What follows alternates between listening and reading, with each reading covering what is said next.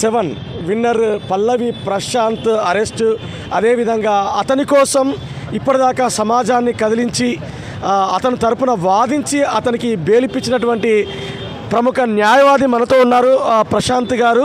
అసలు big boss winner పల్లవి ప్రశాంత్ని ఎందుకు arrest చేశారు, ఆయనపై పెట్టినటువంటి కేసులు ఏ విధంగా పెట్టారు, ఎందుకంటే ఆయన నేరుగా ఆ ఇన్సిడెంట్లో ఉన్నారా, వెంటనే ఆయన కోసం స్పందించి ఒక సామాజిక స్పృహతోటి అతనికి బెయిల్ ఇప్పించడంలో కీలక పాత్ర పోషించినటువంటి రాజేష్ పుడమి టీవీతోటి మాట్లాడడానికి ప్రయత్నం చేస్తున్నారు. సార్ చెప్పండి, నిజంగా కూడా ఈరోజు చాలా గ్రేట్ సక్సెస్, ఎందుకంటే పల్లవి ప్రశాంత్ మీద కేసు పెట్టడం, ఆ కేసు పైన అతను జైలుకు తీసుకెళ్లడం, అతనికి మీరు బెయిల్ ఇప్పించడం జరిగింది. ఇప్పటిదాకా పొద్దున నుండి సాయంత్రం వరకు పల్లవి ప్రశాంత్కి బెయిల్ వస్తుందా లేదా అనేది చర్చ సాగింది, మీరు బెయిల్ ఇప్పించారు. అసలు ఈ ఎపిసోడ్లో అసలు ఏం జరిగింది? ఈ ఎపిసోడ్లో ఏం లేదండి, పోలీసు వాళ్ళు తప్పుడు సెక్షన్స్ అయితే పెట్టడం జరిగింది. స్టార్టింగ్ నుంచి ఏదో సీన్ క్రియేట్ చేశారు. మేము నిన్న కూడా చెప్పినాం 100% దాంట్లో ఎవిడెన్స్ లేదు, ఎవాల్యుయేషన్ లేదు. సో దాన్ని బట్టి 100% నిన్న చెప్పిన ప్రకారము అడ్వకేట్లకి ఇక్కడ 100% థ్యాంక్స్ చెప్పుకోవాలి. హైకోర్టు అడ్వకేట్లకి, సిటీ సివిల్ కోర్ట్ అడ్వకేట్లకి అండ్ ప్లస్ క్రిమినల్ కోర్ట్ అడ్వకేట్లకి మరియు ఇతర ముదిరాజ్ కమిటీకి సంబంధించిన ముదిరాజ్ కమిటీ అడ్వకేట్లకి డివేఆర్ definitely thank to through your media Pudami TV నుంచి. ఇప్పుడు అంటే అన్న ఒక ముదిరాజ్ బిడ్డ ఆపదలో ఉన్నాడంటే ఒక 2-3 గంటల్లో దాదాపు ఒక 100 మంది 60 మంది ఆర్గ్యుమెంట్ చెప్పారు. అసలు ఇట్స్ ఏ హిస్టరీ. అసలు వరంగల్లో మీరు చూసారు, మీది వరంగల్లో ప్రాపర్ అనుకుంటా.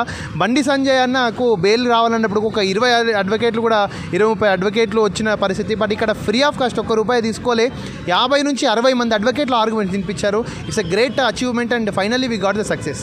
ఒక నిజంగా రైతు బిడ్డ, అంటే వ్యవసాయ కుటుంబానికి సంబంధించినటువంటి ఒక రైతు బిడ్డ పల్లవి ప్రశాంత్ బిగ్ బాస్ షోలో పాల్గొనడం, అక్కడ విజయం సాధించడం, ఆయన బయటికి వెళ్తున్నప్పుడు అక్కడ జరిగేటువంటి సంఘటనలో ఇంటెలిజెన్స్ ఫెయిల్యూర్ అయిందని మీరు అనుకుంటున్నారా? Yes, intelligence failure, police collaboration, coordination అంటే ఏంటిది, వాళ్ళు ఒక అవేర్నెస్ క్రియేట్ చేయడం అనేది తప్పు చేశారు. యాక్చువల్ పోలీస్ డిపార్ట్మెంటు ఆ అవేర్నెస్ క్రియేట్ చేస్తుంటే అసలు ఇట్లాంటి ఇష్యూసే కాకపోవు.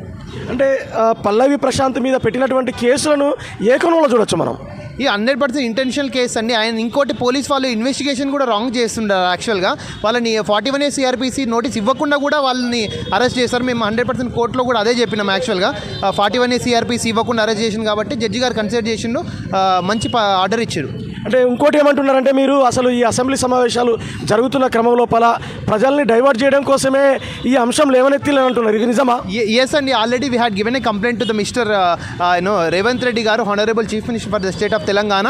దీని మీద ఇన్వెస్టిగేషన్ జరగాలి. నిజంగా ఈ కోణం అయితే ఎందుకంటే మనం 10 సంవత్సరాల పాలన ఏ విధంగా ఏ టాక్టిక్స్, ఏ చాణక్య నీతి అనేది యూజ్ చేశారు కదా, ఇక్కడ కూడా అదే యూజ్ చేస్తున్నాం మేము, మా ఆలోచన యాక్చువల్గా.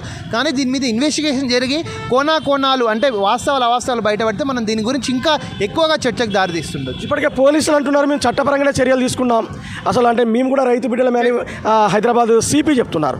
అంటే ఈ క్రమం లోపల చట్టబద్ధంగా పల్లవి ప్రశాంత్ నిజంగా రెచ్చగొట్టేటువంటి ప్రసంగాలు చేయడం లేకపోతే ఇన్వాల్వ్ అయినటువంటి పరిస్థితులు ఏమైనా ఉన్నాయా? చట్టబద్ధంగా ఉంటే 41 CRPC ఇచ్చి నోటీస్ ఇష్యూ చేసి అరెస్ట్ చేస్తారు. చట్టబద్ధంగా ఉంటే అట్లీస్ట్ ఫస్ట్ బెయిల్ రిజెక్ట్ అవుతుండే. ఫస్ట్ బెయిల్ 100% సక్సెస్ అయింది.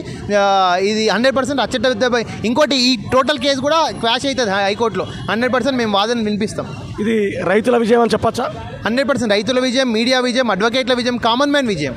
ఓకే, అంటే మనం పల్లవి ప్రశాంత్ విషయంలో ఒక పేద రైతు బిడ్డ బిగ్ బాస్లో విన్నర్ కావడం, అదేవిధంగా అతని పైన జరిగినటువంటి సంఘటన పైన ఏదైతే అతను బిగ్ బాస్ హౌస్ నుండి బయటికి వెళ్తున్నటువంటి క్రమం లోపల ఎక్కువ మంది ఆయన అభిమానులు అక్కడ కొంత విధ్వంసకరమైనటువంటి పరిస్థితులను చేశారనేటువంటి దాంతో ఆ వ్యక్తులతో పాటు, ఆ గుర్తించినటువంటి వ్యక్తులతో పాటు పల్లవి ప్రశాంత్ పైన కేసు పెట్టడం జరిగింది. అతన్ని జైలుకు కూడా తీసుకెళ్లారు. ఈ క్రమం లోపల అడ్వకేట్ రాజేష్తో పాటు చాలామంది హైకోర్టు, అదేవిధంగా హైదరాబాద్ జిల్లాకు సంబంధించినటువంటి న్యాయవాదులందరూ కూడా వచ్చేసి పల్లవి ప్రశాంత్ కోసం ఫైట్ చేయడం, అతనికి బెయిల్ ఇప్పించినటువంటి పరిస్థితులున్నాయి. దానికి సంబంధించినటువంటి పల్లవి ప్రశాంత్పై పెట్టిన కేసులను కూడా పూర్తి స్థాయిలో అది కొట్టివేసేటువంటి పరిస్థితులున్నాయని చెప్తున్నారు.